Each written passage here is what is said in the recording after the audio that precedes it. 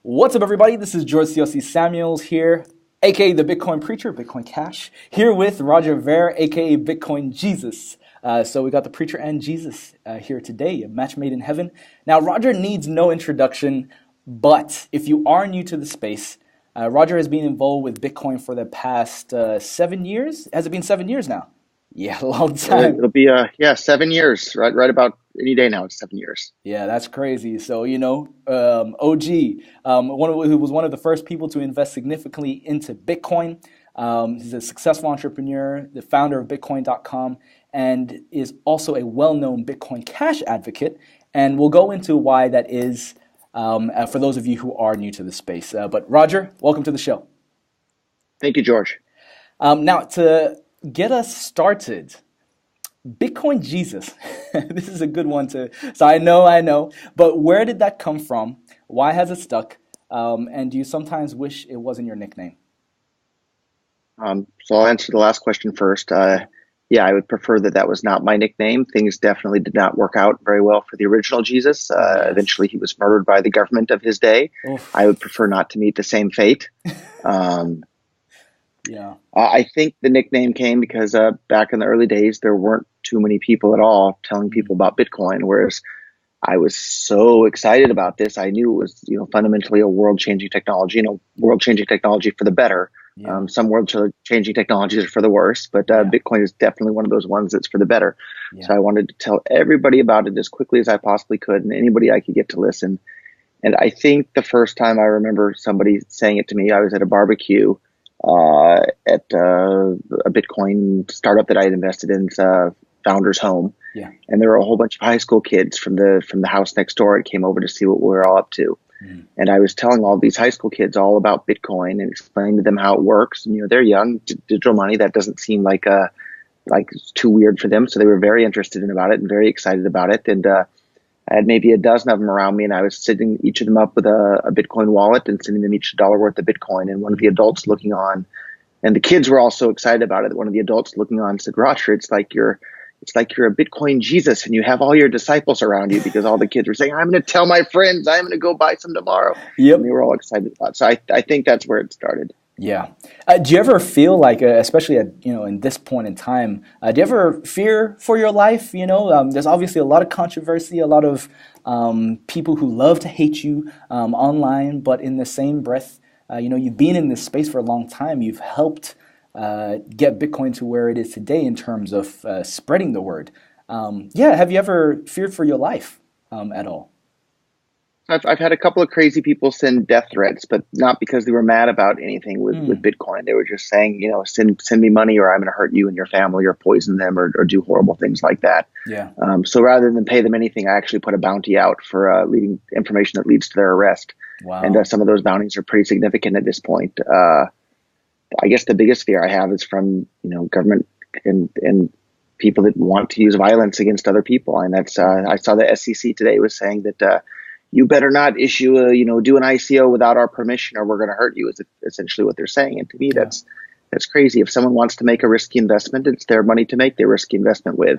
Yeah, and they shouldn't need the permission from somebody else like the SEC or anybody else. And for me, that's what Bitcoin and cryptocurrencies are all about, is enabling the individual to have 100% complete control over their own money and not need the permission from somebody like SEC or anybody else for that matter to send and receive money with anybody else. And, guess what? Risky investments, lots of times you'll lose your money, but people buy lottery tickets every day too. You're almost guaranteed to lose your money buying lottery tickets, but it's at the end of the day, it's your money and you should be able to spend or gamble or invest it any way that you see fit. And you shouldn't need the permission from some politicians living in some far off city that know basically nothing about you or your own life. Yeah, exactly. And now the goal for this particular interview is we really wanted to get more behind you as a human being, because I think a lot of people, especially in the crypto and Bitcoin community, tend to forget that there are human beings on the other side of these accounts, right? So the questions for this particular interview is all around just helping people to understand a little bit more about you as a human being. So don't worry too much about the technical questions, as we've seen in other interviews. It'll be geared around that. Now, for people who are new to the space, of course, Bitcoin Core BTC versus Bitcoin Cash BCH. In a nutshell, what's the main difference? Why does it matter? So if you want to, I guess, understand the difference, the best place to start is the Bitcoin white paper. So if you go and read the Bitcoin white paper that's titled Bitcoin, a peer-to-peer electronic cash system, that's what Bitcoin Cash is today. It's a peer-to-peer electronic cash system. BTC used to be that, but a bunch of developers managed to get involved and kick out everybody who disagreed with them from the project. And they've been, hot wiring Bitcoin Core BTC to become a settlement layer rather than a peer-to-peer cash system. And if you want to build a settlement layer, that's fine. Go ahead. I wish you the best of luck. I just wish that they hadn't managed to divide the Bitcoin ecosystem and engage in all sorts of censorship and personal attacks and just all sorts of craziness that should be the exact opposite thing of what we should be supporting as Bitcoiners or cryptocurrency enthusiasts. For me, it's all about freedom to engage in commerce with your own money. And for me, spending money is a form of speech. Yet these people that support, and I shouldn't generalize that it's all of them, but a huge percentage of them have been engaging in massive censorship campaigns. They've been accusing me of paying for online media manipulation. I've never done anything of the sort whatsoever. And yet there very clearly seems to be somebody that's been attacking Bitcoin Cash constantly from accounts that don't even seem to be human. So it's possible, although I think it's unlikely that that's Bitcoin Cash supporters paying for that to be done as a false flag attack. But I think that's much, much, much less likely than that it's actually somebody who just doesn't want people to have peer-to-peer money that can't be controlled by anybody. This whole SegWit thing, the entire purpose of SegWit was so that there wouldn't be a hard fork and split the community. Yet SegWit was rammed down the community's throat using censorship and personal attacks and all sorts of craziness. And it had the exact effect of what they were claiming the entire point of it was to prevent. They didn't want any sort of hard fork or splitting of the community. Instead, now Bitcoin is splintered into a dozen different versions of Bitcoin. And the community is fractured not only into different versions of Bitcoin, a bunch of the community left for all sorts of different altcoins. All of these altcoins were initially intended to be built on top of Bitcoin, and we could have done all this on Bitcoin. But these people, at the end of the day, are basically economic central planners. They think they know the right amount of block space to produce. And rather than just saying the market can decide what the right amount of block space to produce is, they want to centrally plan those things. And you look all over the world, anytime governments centrally plan anything, you have a poor quality product at a price that's higher than it otherwise would have been. And that's exactly what we saw with Bitcoin. You have a poor user experience, and the fees are much higher than they would have needed to have been. And so instead, people are busy using things like Bitcoin Cash and a bunch of other altcoins out there as well. It's a good segue into the next question that I was going to ask around sort of holistic thinking. One thing I've noticed personally is that I find a lot of the influencers and the folks in the Bitcoin Cash space, they tend to think holistically, not just from a developer-led narrative, but from a business mindset, economic, and how has that influenced, I guess, the debates around BCH and BTC? Because in my opinion, it seems like the BTC side is very much a developer-led narrative, and from what I know about developers, they're very good at handling complexity, but sometimes the solutions end up being unnecessarily complex as well. We hear Craig Wright talk a lot about like Bitcoin, being very simple in terms of the network, etc. How has that influenced the types of debates that you've had with folks? I think I'd kind of reject that premise that Bitcoin Core is all the developers.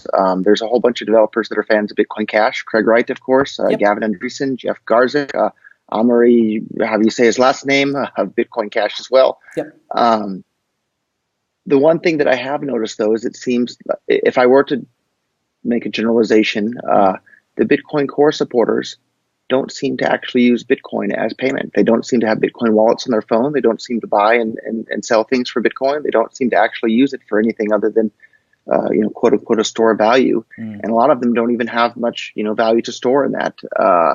Whereas Bitcoin Cash supporters, these are people that are trying to use Bitcoin in commerce every single day. That's why we see the Coinbases and the blockchain.infos and the BitPays of the world, and people that are actually using Bitcoin in commerce to enable people all over the world to be able to engage with each other financially. These are the biggest Bitcoin Cash supporters because they know that it's supposed to be peer-to-peer money. And Bitcoin Core today is not. Bitcoin Cash is. So that's why I'm a fan of Bitcoin Cash. I don't wish any ill will to Bitcoin Core.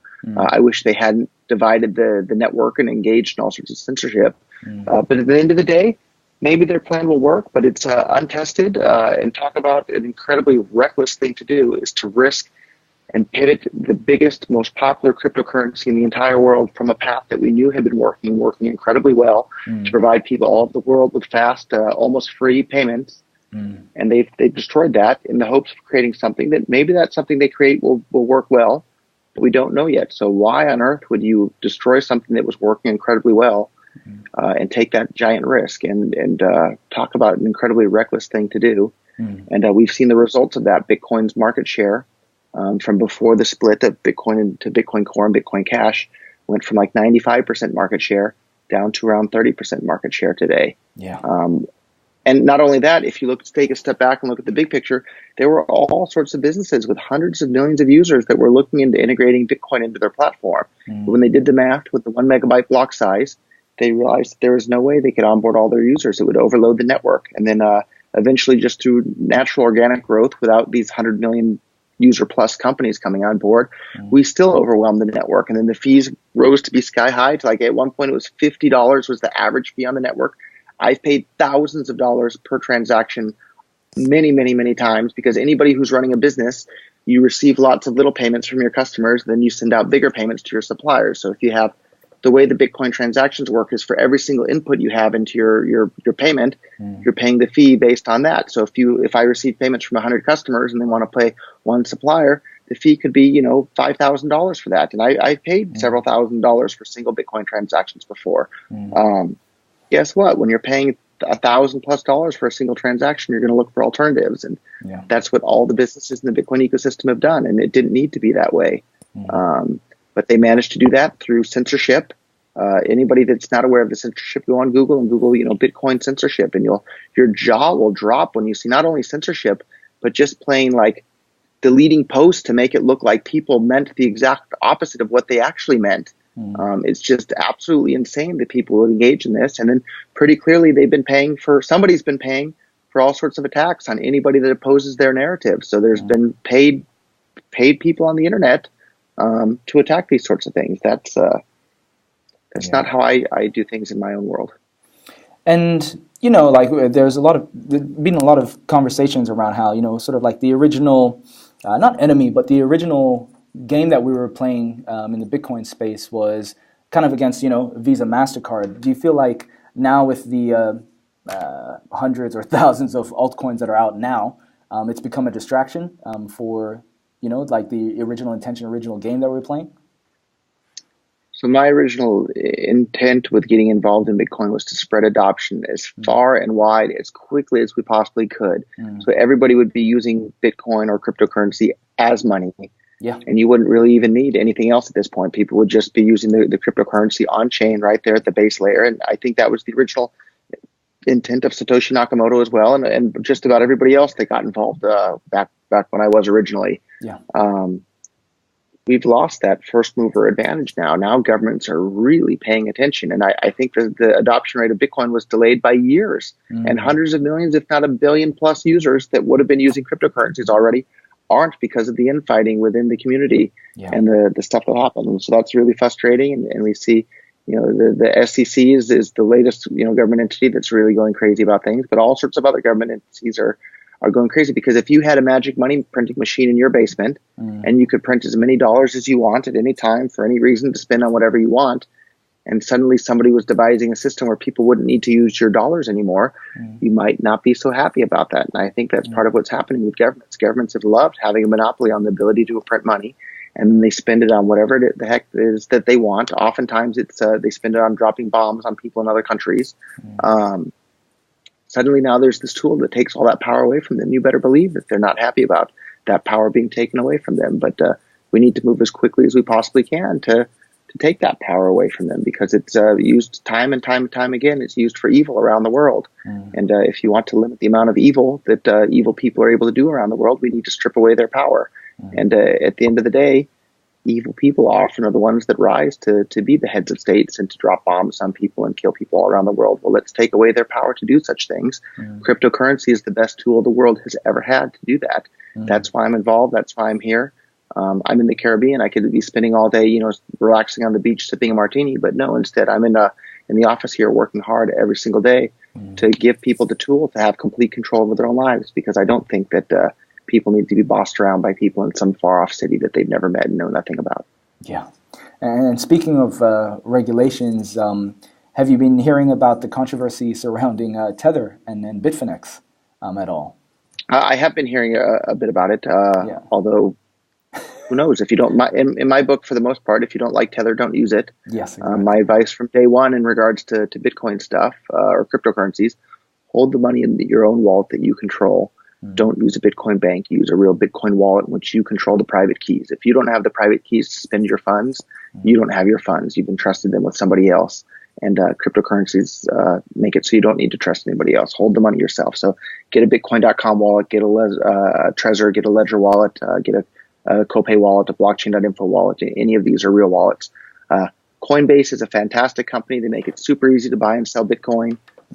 Same with Zappo and a bunch of these other Bitcoin exchanges, but realize that they're Bitcoin banks. They're not Bitcoin wallets, and there's a very, very important difference. Yeah, that's an important note to make. My startup friends were asking about your pitch. They noticed that in your interviews that you have a very consistent pitch when it comes to Bitcoin, and you've held that for the last 7 years. Where did you first learn how to pitch properly, if you did learn from anyone or anywhere? And why does consistent messaging matter when you're trying to spread the word about something? What could others learn from it? So for people that have already, seen some of my other videos or met me before, you do notice that you're hearing the same thing over and over and over again. But the reason I'm repeating those things over and over and over again is because they're incredibly important points. And because every single time I do another interview, lots of new people hear those points for the very first time that hadn't heard it previously. So if you've heard them before, I'm sorry for repeating. But it's for the people that haven't heard those points before. Correct. And it's important to point out that Bitcoin never had any sort of scaling problem whatsoever. An artificial problem was created by these small block advocates and Blockstream supporters. They created a problem intentionally, and then they said, oh, look, we have the solution to the problem that they've created. So one of my favorite thinkers or people that influenced me in the past was a man named Harry Brown, who was an investment advisor and also the Libertarian Party presidential candidate in 1996, I believe. And he said government is like somebody who breaks your legs and then hands you a pair of crutches and says, see, if it wasn't for the government, you wouldn't be able to walk. And that's exactly what happened to Bitcoin. These people came in and broke Bitcoin's ability to be used as a worldwide payment network, and then came in and said, look, we have a solution to fix that problem. If it wasn't for us, Bitcoin wouldn't be able to be usable. And no, they intentionally damaged it. And I hear other people saying time and time again that on-chain scaling, just raising the block size from 1 megabyte to 2 megabytes or 8 megabytes, that's not a long-term solution. But no, they're absolutely wrong. Yeah. There's this thing called Moore's Law, which means that on every 18 months on average, the price and speed and capacity of computing stuff drops in half, or for the same dollar amount, doubles in capacity or speed or throughput. Yeah. So it is a long-term solution. You can double every 18 months. It doesn't take too many doublings before the entire world is able to be on this network. And, I got involved in Bitcoin in 2011. Bitcoin came out in 2009. We're in 2018, and we still have the same 1 megabyte block size cap. And initially, when that 1 megabyte limit was put in place, the blocks were maybe 5 kilobytes or something like that. So we were looking at, 200 times the actual block size. So if now the blocks are 1 megabyte, that means we could make the blocks 200 megabytes today. And the difference in what the blocks actually are and the maximum block size would be the same as when the block size was initially put in. So anyhow, that's all kind of water under the bridge at this point. The two different visions for Bitcoin have split. There's Bitcoin Core that want it to be this peer-to-peer settlement layer where you're going to have to trust all sorts of people to run Lightning nodes for you to monitor your channels. And maybe that'll work. Maybe that'll work fantastic. I wish them the best of luck. I feel like they've stolen the Bitcoin name or usurped the Bitcoin name for a project that wasn't even remotely described in the Bitcoin white paper. But luckily we have Bitcoin Cash, which in my book is Bitcoin. It's the Bitcoin described in the Bitcoin white paper. It's the Bitcoin that people like myself got involved in. It's the version of Bitcoin that Satoshi Nakamoto was advocating. It's the version of Bitcoin that Gavin Andreessen, the person that Satoshi Nakamoto basically turned over the project to when he left, it's the version that he got involved in.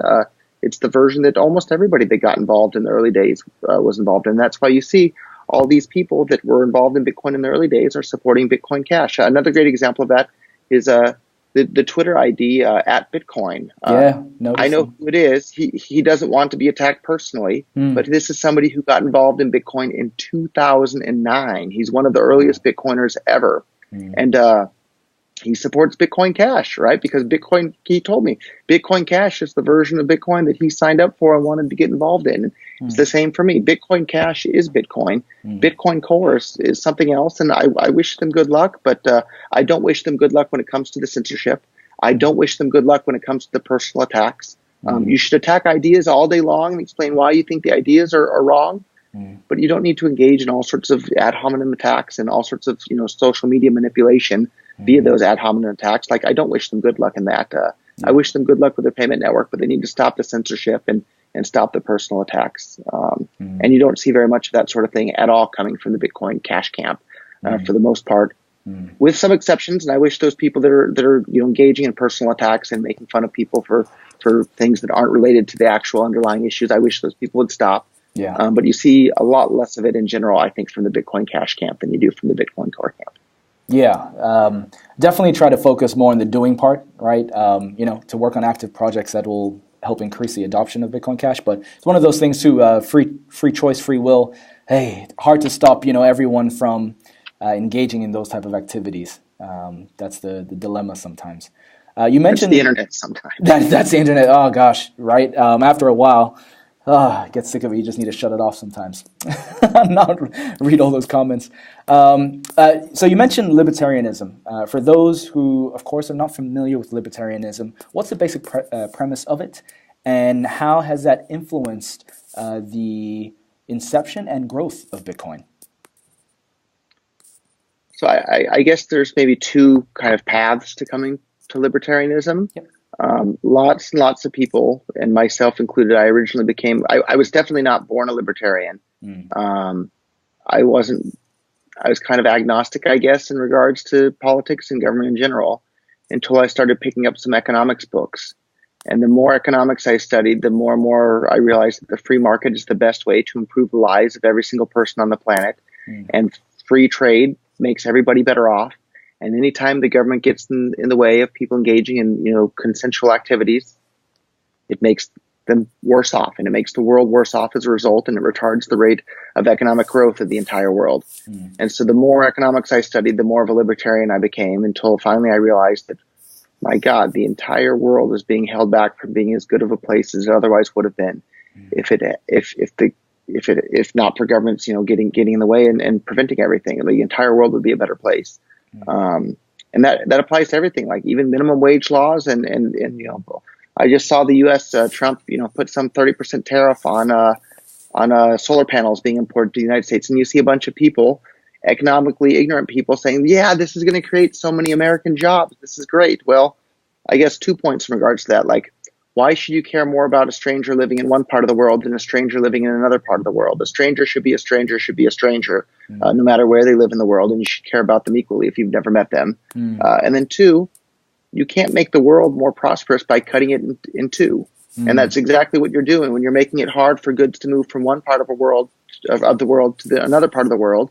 You're basically dividing the world into two pieces, and that doesn't make the world a better place. Free trade, and trading with other people make the world a better place. So by limiting the amount of trade people can engage with, you're retarding the entire world's rate of economic growth, and that's a really, really frustrating thing. And so anyhow, through studying economics, I wound up realizing that, wow, we need to get government out of the way so that entrepreneurs and businesses can help make the world a better place. The other path to come to libertarianism is you just kind of realize that you own your own body and nobody else owns your own body. And the mind that's inside of my own head, that I control, that mind controls my own body, and I can move my arms and do whatever I want with my labor, because the labor also belongs to me. So if I go out into the state of nature and find something that was previously unowned by anybody and mix my labor by, tilling the ground or digging up gold out of the ground or something from something that was previously owned, I've mixed something.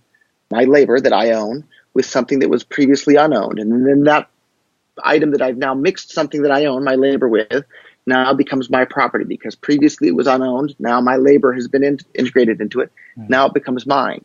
So then I can trade whatever that is with anybody else's property as well. And so to have some group of people that live in a far off city like Washington, D.C. or London or Beijing or Pyongyang tell me that I don't own my labor and I don't own my body. Well, if I don't own it, well, how do they own it? Why do they own me? There are three options. Either everybody owns themselves, everybody owns a little bit of everybody, or nobody owns anything at all.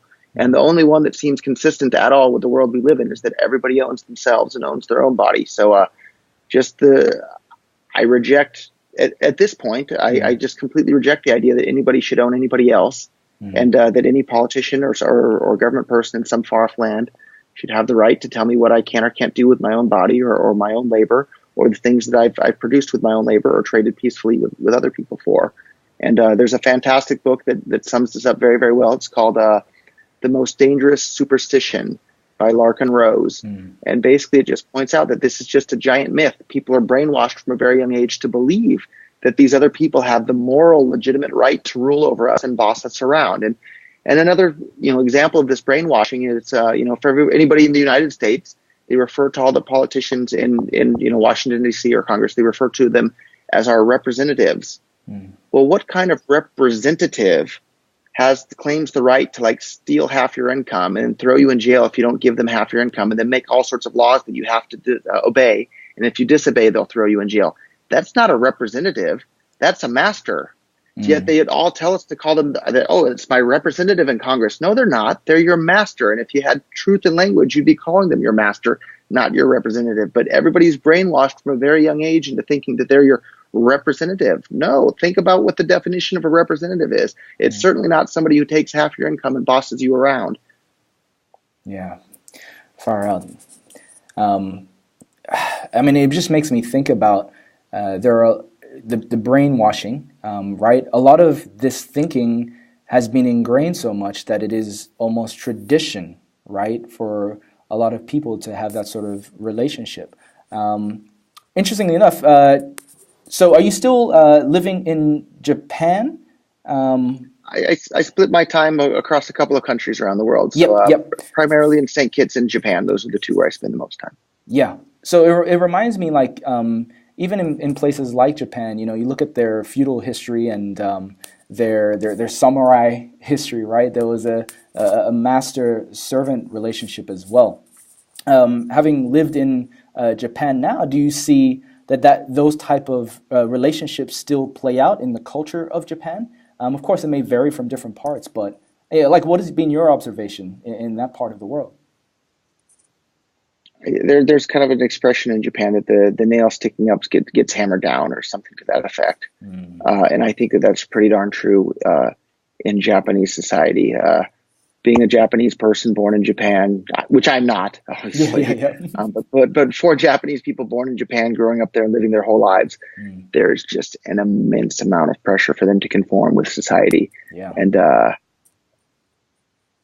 being a foreigner living in Japan is absolutely wonderful, because you have the foreign card you can play, that you didn't know any better. You didn't have to conform because you're not Japanese. You're not from there. And so you kind of get a free pass on a lot of things. Whereas if you were a Japanese person born in Japan, there is an immense amount of pressure on conformity there. But even in the U.S. though too, I'm embarrassed today that I had these feelings. But every single day growing up as a kid, you said at least when the schools I went to, we said the Pledge of Allegiance every single morning at school. And then when I got into high school, I remember that there was one Native American girl who didn't stand for the pledge. She would just stay sitting down.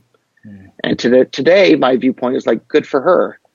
She was the only one that was right at the school. But at the time, me and my other friends would just look at her and we just felt this anger. How dare she not stand and respect the flag and show appreciation for this thing? And we were literally really, angry inside that she didn't have this same blind worship and obedience for a stupid piece of cloth. And today I see that I should have been sitting down too and not participating in any of that. But the brainwashing is so strong that everybody except for her and the whole school was standing up. And wow, I wish I remember her name and could give her credit for it. But it must have been incredibly uncomfortable for her to be willing to just sit down and not participate in that, because the pressure on her and being a high school student, kids, there's a lot of peer pressure being a kid. So I'm sorry I don't remember her name, but I would like to congratulate her today for being strong enough to not stand up and say a pledge of allegiance to that flag. So hope she sees this then. I hope she sees this. Now, I wasn't, and I'm sorry. If she does see this, I'm sorry I wasn't friends with you, because I didn't know you, and I think a lot of my friends were a bit upset that you weren't standing for the flag. But I'd like to say I'm sorry. You were the one that was right, and we were wrong, and I'm sorry for that. When was I won't say exact moment, because it might not have been an exact moment, but when did the process of unlearning take place for you? At what age? What time? What moment? I wish I could say that there was a specific moment or epiphany. I guess I could name two that were big stepping stones, I suppose. One was when I was very young. I think I was probably still in elementary school, maybe 4th, 5th grade, maybe 6th grade, maybe junior high, but anyhow, very, very young. And on the ballot in California, where I was living at the time, there was a proposition to raise the taxes on cigarettes. And nobody in my family smoked, and they were justifying the raising of the taxes on cigarettes to pay for the schools. And they said the children are going to get more money in the schools. And I believe the school teacher was telling all the students in her class, like, go home and tell your parents to make sure they vote in favor of this, raising of cigarette taxes so that the schools get more money. And my mother is certainly not a libertarian. She's not happy with my libertarian beliefs particularly. But she planted a little bit of a seed there. I went home from school and I asked my mother, what do you think about the cigarette tax that they're talking about at school? And the teacher said that we should vote for it so the schools get more money. And my mother looked at me. She said, well, what do you think? And I said, well, I'm going to school and I want the schools to have more money, so I'm for it.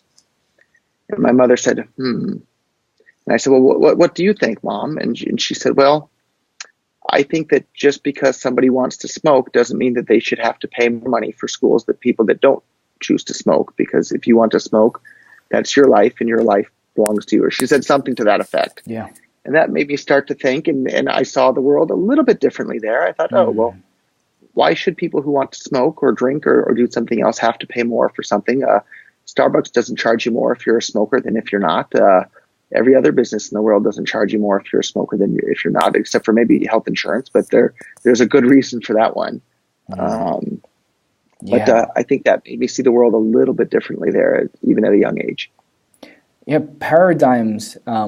This has become almost like a recurring theme I'm noticing for a lot of people who get involved in crypto. And one person even said that, and this is tying back to what you were just talking about now, but a lot of people say that getting into crypto is like taking the red pill in the Matrix, right? It's like once, or Bitcoin, right? And once you've gone down that hole, like there is no turning back.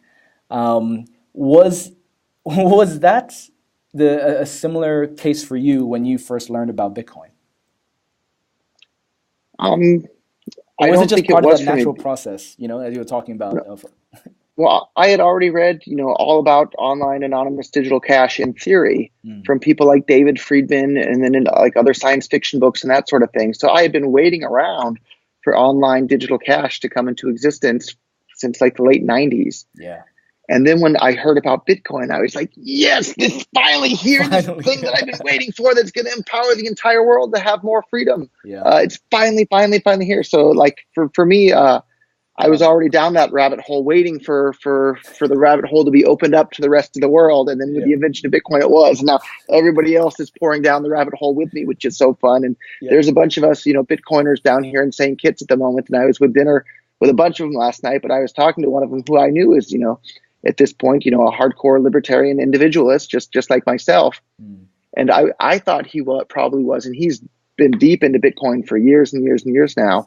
I assumed that he was a libertarian before Bitcoin. Yeah. But he told me last night, no, it was because he found Bitcoin that then he found libertarianism. And he's like, the whole world just makes so much more sense now. And so I've gotten all sorts of emails and met all sorts of people like that they said it was because of Bitcoin that they found libertarianism. Whereas for me, it was because I was already a libertarian that I paid attention to Bitcoin. And I think that was true in the early days. It was all the libertarians came to Bitcoin, and now Bitcoin's bringing all sorts of new people to libertarianism. And I guess I'd like to point out that the Libertarian Party in the United States is not libertarian. It's a bunch of statists and kind of maybe like what happened with Bitcoin Core at this point. A bunch of people that didn't believe in Bitcoin managed to take over Bitcoin Core and the name and everything else and build something else. It's the same thing with the Libertarian Party in the U.S. A whole bunch of people who aren't libertarians managed to steal the name and the organization and start running people for office that aren't even remotely libertarian. So maybe there's another parallel between those two groups. I mean, there's so many, like even throughout history, one of the analogies I use with folks, and I've heard this used a lot too, is, comparing Bitcoin to religion and Christianity and, the split between the Catholic Church and the Protestants. Is this just, something inevitable that every time, you try to get some sort of unifying vision, just naturally splits because there are people who see things differently in terms of the how and just want to split off and do their own thing? Maybe it is a natural thing, but that's one of the things that I dislike so much about governments is they force people to be together. If you don't have the same vision or the same ideas or want to live in the same society with other people, go and form your own. Be around a bunch of like-minded people. And now, thanks to the invention of cryptocurrencies, it's easier than ever before for a bunch of people that like Bitcoin Cash will get together and use it and go for it. And if you like Bitcoin Core and they're planning for a settlement layer, go ahead and use it. And everybody should be free to participate in whatever system they want, and nobody should be forced to participate in a system that they don't want to participate in. And if Starbucks were to go around and force people to buy their coffee and say you're going to go to jail if you don't buy their coffee, people would be furious and protesting in the street against Starbucks. But when governments do the exact same thing and say, hey, you have to participate in our retirement program or we're going to send you to jail, or you have to abide by our payroll tax regulations or we're going to confiscate all your stuff and send you to jail, it's not any different than when Starbucks does it, but for some reason people give them a free pass because they say, oh, that's the government. But I guess the best definition of a libertarian is somebody that doesn't make exceptions for groups of people. Or there's no free pass on morality. Writing down words on a piece of paper and calling it a law doesn't change something that's immoral into something that's moral. If it's wrong, it's wrong. If it's right, it's right. And working with the building in front of with a flag in front of it doesn't change an immoral act into a moral one. Yeah. Did you see the recent, there was some government report that came out saying that Bitcoin Cash is Bitcoin from a technical standpoint. Did you see that roaming around Twitter recently? I did see that going all over the interwebs yesterday. Yep. So maybe they're right sometimes. Yeah, exactly. Although it's worth pointing out that report was paid for with stolen money taken from people against their will. And at the end of the day, I don't think that that's an appropriate way to fund things. If people want something done, people will pay for it voluntarily. If people don't want something done, they shouldn't be forced to pay for it. So, yeah. All right. Future-wise, what major trends do you see occurring for, let's say, the cryptocurrency space, and what do you predict for Bitcoin Cash 5 years from now, assuming BTC remains capped at 1 megabyte? Assuming BTC remains capped at 1 megabyte, I don't think the future is very bright at all. In fact, I'll go out on the record right now and predict that by the end of this year, 2018, Bitcoin Core will no longer be the top cryptocurrency in terms of market cap. It's already no longer the top cryptocurrency in terms of number of transactions per day and the amount of money moved on it per day. So about the only, and there's a bunch of different metrics, but one of the few metrics that it has left is that it's still in the top spot is terms of market cap. And by the end of this year, I don't think that'll be the case at all anymore. Bitcoin Cash, I'm very optimistic on it. It has the exact same economic formula that led Bitcoin from nothing to the worldwide phenomenon that it is today. Bitcoin Core does not have that economic formula. And so we have the empirical evidence showing that it works and worked incredibly well. I think that that's likely to continue. So I think by the end of this year, a number of cryptocurrencies will probably surpass Bitcoin Core in terms of market cap and amount of money moved and number of transactions happening on the network each day. The two front runners for that, of course, are Bitcoin Cash, and Ethereum. Yeah. But there's a bunch of other ones too that we should discount as well. Dash has a huge marketing budget each month because of the way their block reward is allocated for doing those sorts of things. Monero has incredibly strong privacy. There's a whole bunch of things out there that we should not discount. There's 1,001, maybe 10,001 different altcoins out there at this point. But I think in the coming years, we'll see a bit of a consolidation again at some point as the network effect kicks in. And I think we'll see a smaller number of currencies where the majority of the action is upon. But right now, like basically due to the censorship and the limitation of the block size and the intentional high fees, like a lot of people don't realize this, or they can't believe anybody would be so stupid as to think such a thing. But many of the Bitcoin Core supporters, including, Adam Back and Greg Maxwell and Eric Lombroso and these people, they openly say that they want Bitcoin Core to have high fees. Well, guess what? If you have two different versions of Bitcoin, one that's slow, expensive to use, and unreliable, and another that's fast, cheap, and reliable, you don't have to be a rocket scientist to figure out which one of those two versions of Bitcoin is going to be more useful to people, and therefore which one more people are going to use. And that's obviously Bitcoin Cash.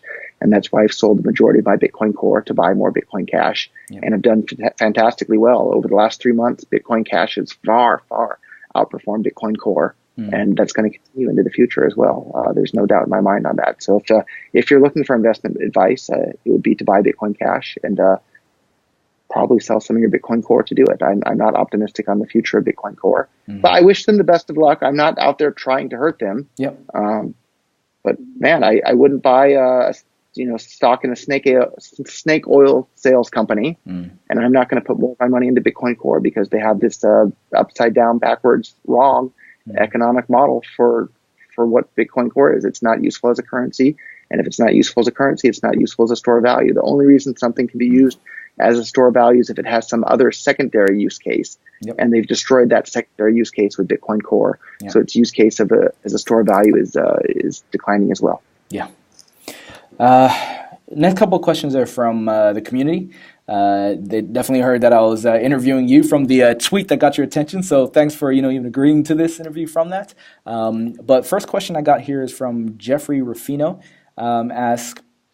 I think we might have already answered this, but I'll ask anyways. Roger, I'm curious. Why did you choose Japan as your country and not Australia? How come you can't get back to the USA? So first of all, I can go to the U.S. anytime I want. I have a 10-year visa. I was just in the U.S. a couple weeks ago. Had a fantastic meetup in L.A. on like 48 hours notice. Several hundred people showed up, all Bitcoin Cash supporters. It was really overwhelming for me because sometimes if you go on social media, you see all this hate for Bitcoin Cash, but you realize that there's a lot of those people I don't even think are real people. I think that they're just paid bots. And then there's some people that have been influenced by those paid bots. They see all this other, hate for Bitcoin Cash, and they think, oh, this must be the popular position. But no, I don't think it is. Hundreds of people showed up in LA. There's a video of it on YouTube. It was standing room only. So many people came, and these people were cheering and excited about Bitcoin Cash. The guy that organized it was an early Bitcoin user as well. So thank you, Josh, for organizing that. And I think it was really fun and informative for everybody that showed up there to see just how many people understand that Bitcoin Cash is Bitcoin. Bitcoin Cash is the original roadmap. Bitcoin Cash works. Bitcoin Core is something else at this point. And so why Japan and not Australia? I knew I didn't want to live in the U.S. Anymore. Wasn't quite sure where to go, but I'd had a Japanese girlfriend before, and it had been a good experience. So I figured that there were more to be had in Japan. But if I had an Australian girlfriend before, I would have wound up in Australia. It was just kind of just by chance that it ended up being Japan. But I don't regret it at all. Japan's an awesome place, and there's so many Bitcoin people happening, and so much Bitcoin activity, and so much Bitcoin Cash activity happening in Japan as well. The Japanese are pretty hip and smart to the fact that Bitcoin Cash works, Bitcoin Core doesn't. Yeah, why is that? Because, we were talking about Japan before, about the conformist type culture. Why do you think cryptocurrencies are really surging in places like Japan, South Korea, etc.? So I guess one other interesting thing that's happened in Japan, so almost all of the very first restaurants in all of Japan to start accepting Bitcoin back in maybe, 2012 or 2013 was probably when the first one started doing them. All of them are now accepting Bitcoin Cash, and they've stopped accepting Bitcoin Core. Really? And that's a really, really big sign, I think, that they're switching to Bitcoin Cash because it actually works for payments. With $50 fees, you can't use that to pay in a restaurant. And maybe you hear all this talk about the Lightning Network this and the Lightning Network that. Maybe someday it'll work, and I hope it does work someday, but it'll work better, faster, cheaper, and more reliably on top of Bitcoin Cash than it will on top of Bitcoin Core. You hear all these people saying that SegWit is a requirement for Lightning Network. No, you've been brainwashed by the propaganda. SegWit is not required for Lightning Network. Bitcoin Cash will be able to support Lightning Network even more reliably than Bitcoin Core will. So there's just so much misinformation out there where if you're not allowed to hear the truth, then you won't be able to know the truth. And that's another big problem with the censorship that's been going on in the Bitcoin Core community.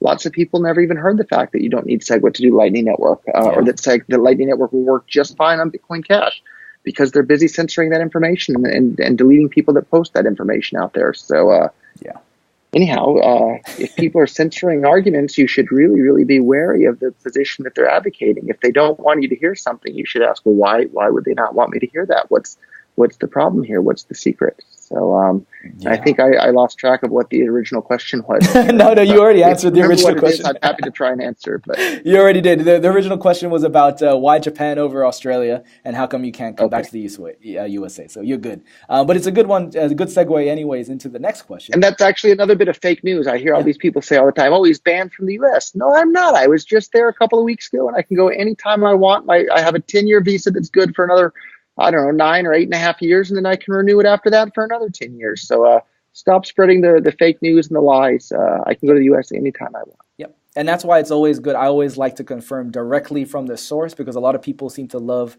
bringing up conspiracy theories from second or third sources.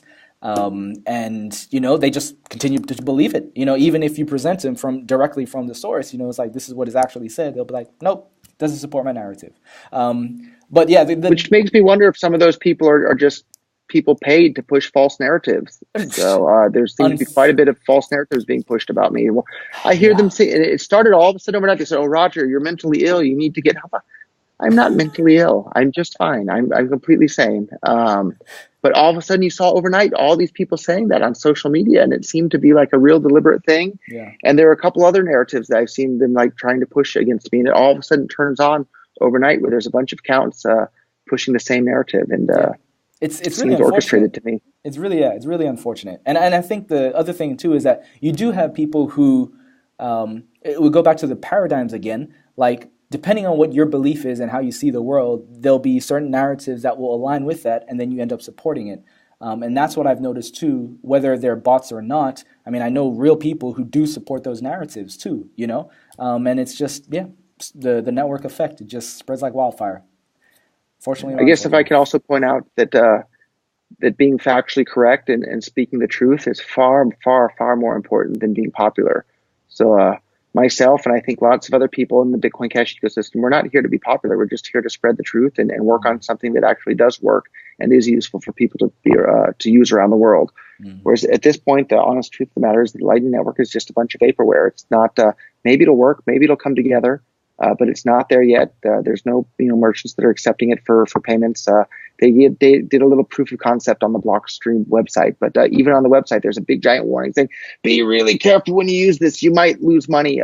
Financial systems are the software that needs to be the most reliable and the most secure so that people don't lose money. So exactly. The Lightning Network's nowhere even remotely near ready for prime time at this point. And that's not to say that it never will be. And that's not to say that I hate the Lightning Network. I wish them good luck, but it sure isn't ready today. And so they destroyed a system that was working incredibly well for payments in the hopes that maybe the Lightning Network someday will possibly be usable for payments. So that's an absolutely retarded business practice to destroy your product that works today in the hopes that you might have something tomorrow.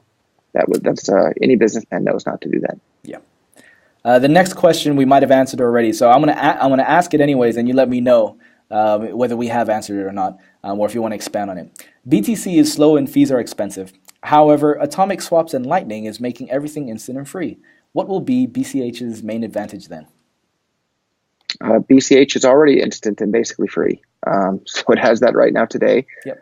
Maybe all the atomic swaps and Lightning Network, maybe that'll all work out, but that's years away. I don't think it's months away. I think it's years away. And life is short. I was just telling there are some other people that have been helping the Bitcoin.com team that are about half my age.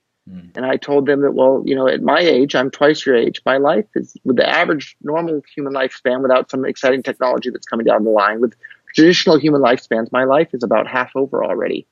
And boy, did it ever go fast. And I'm halfway through. That's a scary thought. And I told those kids who are, about, coming up on 20, I said, your life is about a quarter of the way over. Think about how fast that went.